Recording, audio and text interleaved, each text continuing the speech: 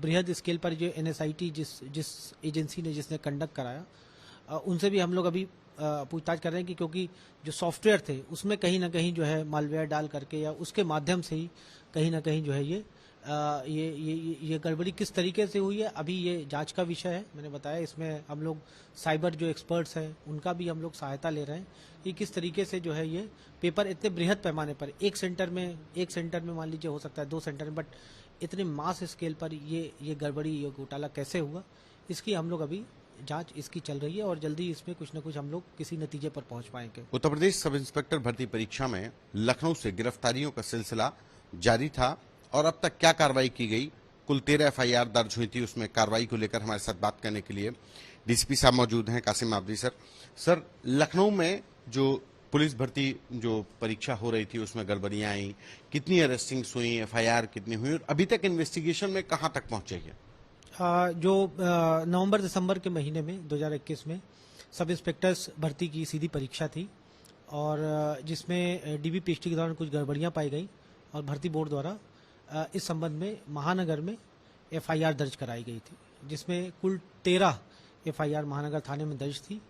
और जिसमें 18 सेंटर्स थे उनका उल्लेख था। ये सेंटर्स अलग अलग जनपदों में थे जिनमें गड़बड़ियां पाई गई। इनमें टोटल वेरिफिकेशन के दौरान जो पर्सनल परफॉर्मेंस शीट्स होती हैं उनकी, उनमें जो डेटा थे उनमें जो कुछ गड़बड़ियां पाई गई, उनके आधार पर 100 लड़के ऐसे थे जिनकी अरेस्टिंग किया गया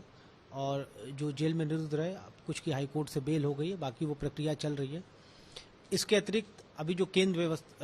व्यवस्थापक हैं उनके विरुद्ध, क्योंकि वो भी नामजद थे उसमें, उनके विरुद्ध अभी विवेचना अभी प्रचलित है। उसमें भी साक्ष्य संकलन की कार्रवाई चल रही है। अरेस्टिंग की कार्रवाई, साक्ष्य संकलन कार्रवाई के बाद अरेस्टिंग की भी कार्रवाई की जाएगी। अभी तक अगर हम ये देखें कि इसमें चूक कहां से हुई, कैसे गड़बड़ी हुई थी? जैसा कि मैंने आपको बताया कि ये बृहद स्केल पर जो एनएसआईटी जिस एजेंसी ने जिसने कंडक्ट कराया, उनसे भी हम लोग अभी पूछताछ कर रहे हैं कि क्योंकि जो सॉफ्टवेयर थे उसमें कहीं ना कहीं जो है मालवेयर डाल करके या उसके माध्यम से ही कहीं ना कहीं जो है ये गड़बड़ी किस तरीके से हुई है, अभी ये जांच का विषय है। मैंने बताया इसमें हम लोग साइबर जो एक्सपर्ट्स हैं उनका भी हम लोग सहायता ले रहे हैं कि किस तरीके से जो है ये पेपर इतने बृहद पैमाने पर एक सेंटर में मान लीजिए हो सकता है 2 सेंटर में, बट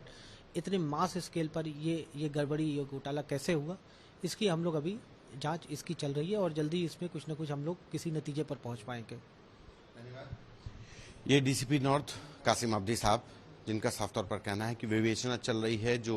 परीक्षा कराने वाली एजेंसी थी एनएससीआईटी, उनसे भी पूछताछ की जा रही है कि आखिर इतने बड़े पैमाने पर यह गड़बड़ी हुई तो कैसे। कैमरा पर्सन गौरव के साथ संतोष कुमार, यूपी तक।